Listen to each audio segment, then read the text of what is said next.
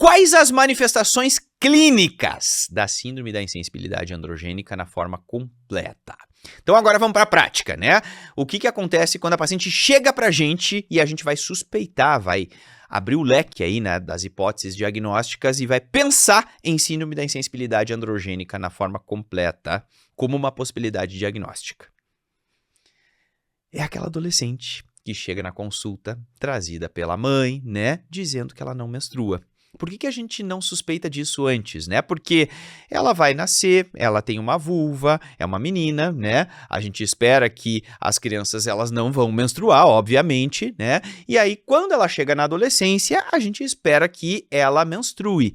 E essa adolescente, ela desenvolve as mamas, ela tem o desenvolvimento mamário, e de fato acontece, né, o desenvolvimento mamário, porque esse monte de androgênio que está sendo produzido, ele vai ser, e ele não tem atuação nenhuma, porque as células são insensíveis a ele vai ser convertido na periferia em estrona, que é o estrogênio periférico, né? E isso faz crescer as mamas. Só que ela não menstrua.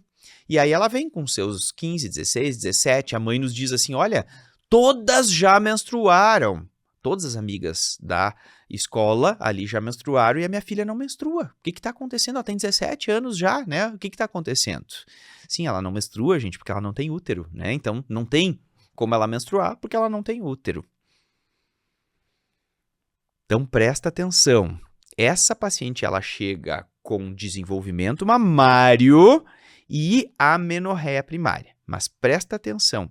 Qual é o achado clínico de uma paciente com amenorreia primária que vai fazer a gente levantar a suspeita diagnóstica da síndrome da insensibilidade androgênica? Olha só, ela não tem sensibilidade aos androgênios. Portanto, essa paciente ela não vai ter os pelos pubianos, porque lembra que para crescer pelo pubiano, ela tem que ter androgênio.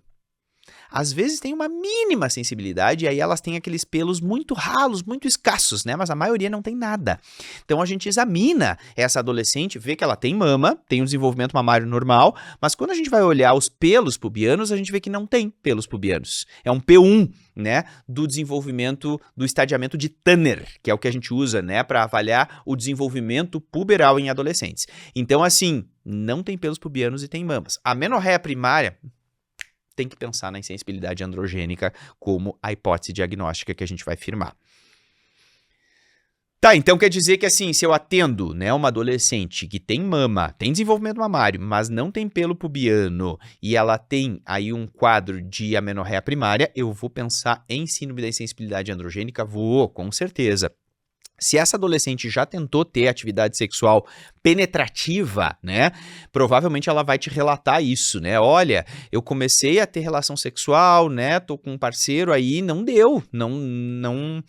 Parece que não entrou o pênis, não foi, né? Então, assim, é bem comum esse relato, né? Às vezes, além da amenorreia primária, se ela já tentou ter atividade sexual, ela geralmente não consegue, né? Porque a vagina é muito curta, né? Porque a vaginometria dessa paciente é muito curta porque só tem o terço inferior e fechadinho, né? Em fundo cego. Então, a gente vai ter mais um elemento clínico para suspeitar. Claro que, assim, a ausência de pelos mais a amenorreia primária já é aí o que a gente precisa para suspeitar do diagnóstico. Mas se ela ainda te contar que tentou ter relação sexual penetrativa e não conseguiu, bom, fechou, né? A gente tem aí todos os elementos para realmente a gente pensar nessa condição das nossas hipóteses diagnósticas. Então agora eu convido quem quiser se aprofundar um pouquinho mais no diagnóstico e no tratamento, né? Que agora a gente vai entrar naquela parte mais técnica de como é que se trata, né, a síndrome da insensibilidade androgênica. Eu convido a entrar na nossa área do aluno, que ali eu vou explicar um pouquinho mais sobre como é que a gente vai manejar essa paciente, né? Precisa cirurgia, não precisa? Como é que se faz a reposição hormonal?